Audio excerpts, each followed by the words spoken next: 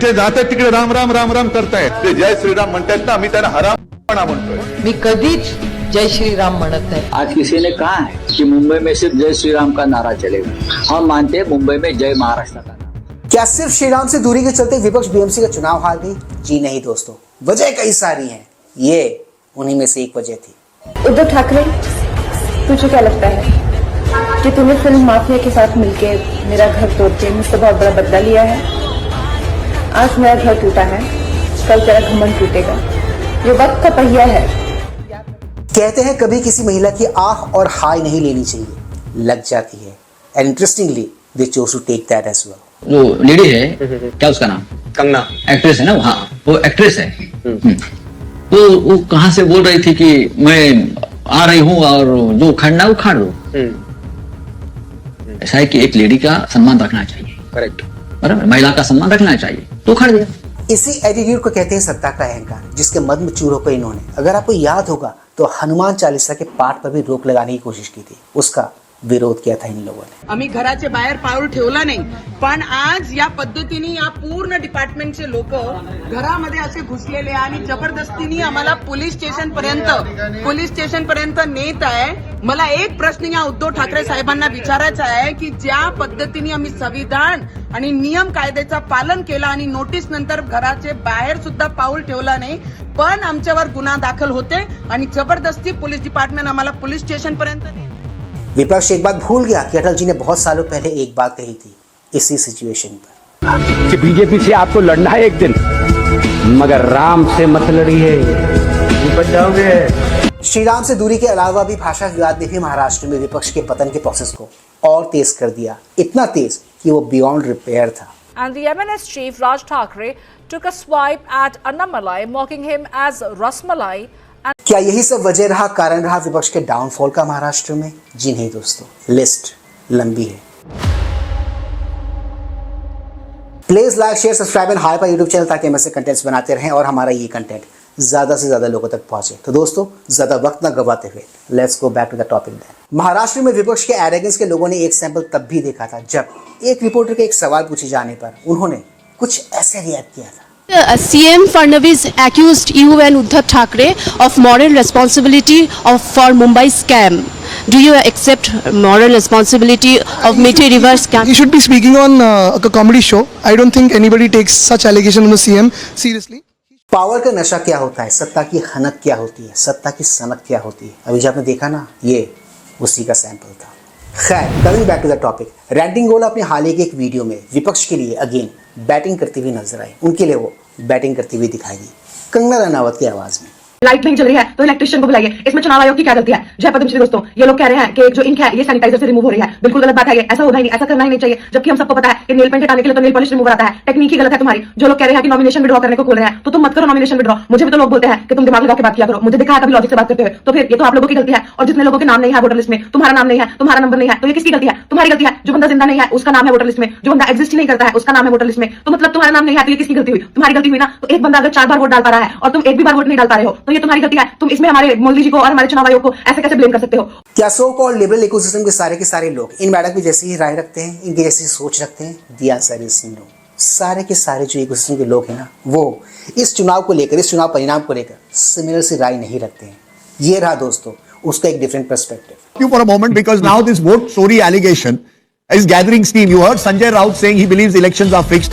Uddhav Thackeray spoke yesterday about indelible ink and how the ink was being removed. Now Rahul Gandhi has also backed the vote chori claim. Rahul Gandhi has gone and made a comment that vote chori is happening. Look, Preeti, this is the problem. You see, I am not saying, I believe for one that there is no level playing field anymore. Right. Maybe there was never a level playing field, but that has even got more accentuated, brazen. But vote chori is almost telling even those who voted, including for yourself, nahi, tumhara vote nahi, it does not.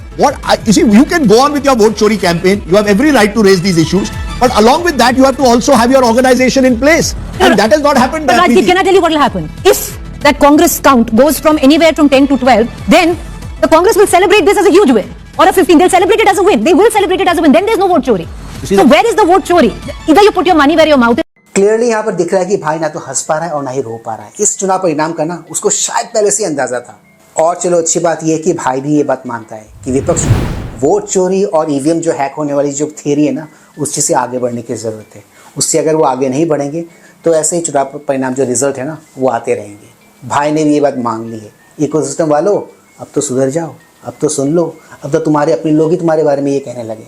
Rajiv Sardesai की इसी बात को एक और कदम, एक और step आगे बढ़ाते हुए दिखे एक और अलग डिबेट शो में आशुतोष गुप्ता इस इंटायर मुद्दे को लेकर, इस चुनाव परिणाम को लेकर उनका भी पर्सपेक्टिव आपको जानना चाहिए दोस्तों। चलने के लिए, राजनीति के लिए साथ नहीं आए, मुंबई और महाराष्ट्र को बचाने के लिए साथ आए। तो जब तक महाराष्ट्र मुंबई में आए, जनता इतनी मुंबई को बचाने के लिए, खुद को बचाने के लिए जनता इतनी बेवकूफ नहीं है कि वो इस बात को जानती है कि जब बाला साहब ठाकरे के रहते राज ठाकरे ने शिवसेना छोड़ी थी और उसके बाद अब अपनी राजनीति बचाने के लिए उद्धव ठाकरे और राज ठाकरे साथ आए। इस बात को जाने बगैर कि मुंबई का कैरेक्टर काफी बदल चुका है। अब अगर राज ठाकरे अगर आते हैं उद्धव ठाकरे के साथ, तो क्या उत्तर प्रदेश बिहार के जो लोग वहां पे रह रहे हैं इस बात को भूल जाएंगे कि किस तरीके से उनकी पिटाई हुई, उनके साथ किस तरीके से गाली गलौज किया गया। दूसरी बात, आप केंद्र के स्तर पर तो इंडिया गठबंधन की बातें करते हैं और बीएमसी तक के चुनाव में आप साथ रहने की बात नहीं कर पाते। स्ट्रेटेजिक पार्टनरशिप फिर होता है ना, कांग्रेस के साथ नहीं जाना क्या गलती होगी? ये कांग्रेस के लिए भी सुसाइडल है और ये शिवसेना के लिए भी सुसाइडल। जब नंबर्स आएंगे, कांग्रेस का फैसला था साथ नहीं जाना, कांग्रेस के नेताओं ने सुपारी ली थी मुंबई। जब नंबर्स आएंगे, क्या कांग्रेस के नेताओं ने मुंबई में सुपारी ली थी। किसकी? अरे हमें कमजोर करने की, भारतीय जनता पार्टी की। भारतीय जनता पार्टी की सुपारी ली हुई थी।